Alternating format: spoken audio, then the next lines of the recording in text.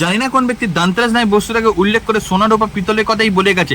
গরিব মানুষকে সোনা রূপা কিনতে পারে, আমার মতো গরিবরাকে সোনা কিনতে পারে। তাই পিতলের দোকানের দিকে এলাম। বড়রা আজকাল সোনা রূপার দোকান ছেড়ে পিতলের দোকানের দিকে লম্বা লাইন ফেলে দিয়ে দেখলাম। তাই ভিড় কাটিয়ে মাকে তো দোকানে ঢুকে গেল, আমি আর ঢুকতে তো পারলাম না। যদিও বা পা রাখার মধ্যে একটুখানি জায়গা পেয়েছিলাম, সেটাও ভিড় ঠেলে আমাকে বাইরে বার করে দিল।